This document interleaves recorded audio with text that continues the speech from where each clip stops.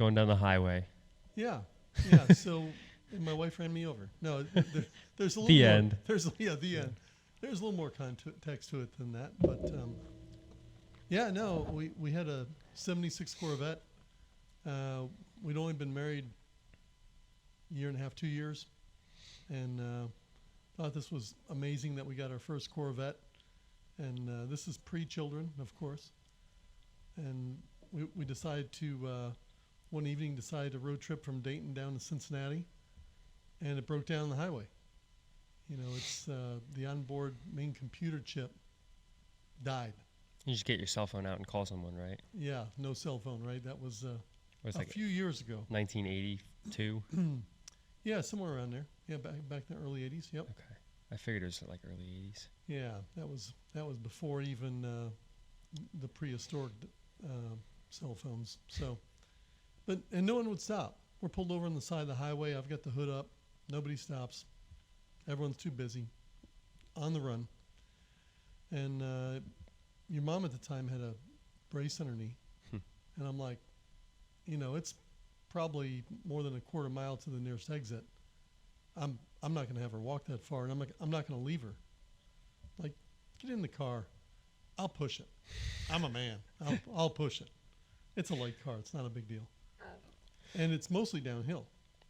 So she gets in, she starts steering, and I push it, and we get rolling along, and I'm like, sweet. I ran around, opened the door, jumped in, and we just coasted most of the way to the exit. And then we started getting close to the exit, and the ramp starts to go up a little bit, and the car starts slowing down. And I said, listen, before it slows down too much, it's not going very fast at all. Before it slows down too much, though, I'm going to jump out and push it as far up the ramp as I can. Then we can walk to the payphone. Payphones are those things they had years ago. Put your dime in or your quarter in or whatever it was at the time. Anyway, I opened my door, and I started to bring my feet out, and I realized my bottom's feels like about 6 inches off the ground. And I'm thinking, how am I going to jump out of this? You're almost sitting on the ground. You don't just jump. And about that time, we hit a chuck hole. And the tire drops down, and my feet touch. And when my feet touch, the pavement took my feet and put them underneath the tire right next to us. Right? The tire's right there by the door. The tire's right behind the door. Right there. Yeah. And it jerked my legs, body slammed me, and ran over my legs. And I rolled, and your mom went a little further, stopped, put on the brakes, got out. She goes, "Did you fall? Did you fall down? I ran over something back there." And I'm pointing at my pant legs, and she sees the tire marks. She goes, "Oh my God, I just ran over my husband." And I said, "I don't want to alarm you, but I can't move my legs." And she ran out in the highway, flagged down a semi.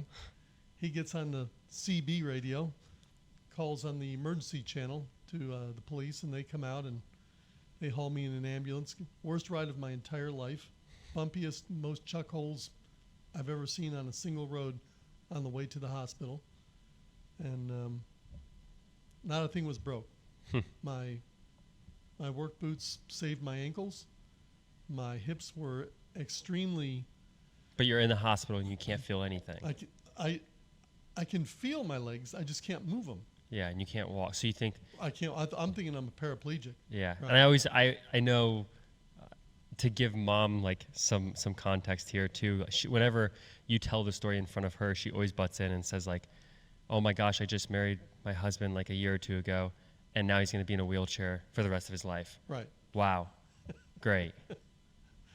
So what I did is I shocked the nervous system so bad. I shocked the nerves through the hips and everything so bad that they couldn't function. They just didn't work. So it took a few days, and after they sent me home not long after that because nothing was broke. I was sure the hips were out of socket. They weren't. They were fine. So after a few days, I could start to push my legs forward one at a time with my hands, and then I could start to walk. And it only hurt for 10 years after that. Yeah, nice. 10 years. That's one of my favorite stories, Yeah. actually. So That's crazy. yeah, that was wasn't long after that we. It's one of my favorite stories too, because you always. I've seen you tell it to a few women, but it's mainly guys, right? It's like, hey, like they'll be talking about cars and this and that, or like they'll be talking about like an accident they got in, And I always start off with, my wife you ran want- me over. my wife ran me over in a Corvette. And they look at me in amazement, like, "How are you even alive?" Yeah, that's funny. That's crazy. But then I always have to admit it was my stupid fault. Thought I was doing a good thing, and And you've been plotting for 40 years to get back at her? yeah. So So- now I have a big truck. Nice. Yeah. Yeah.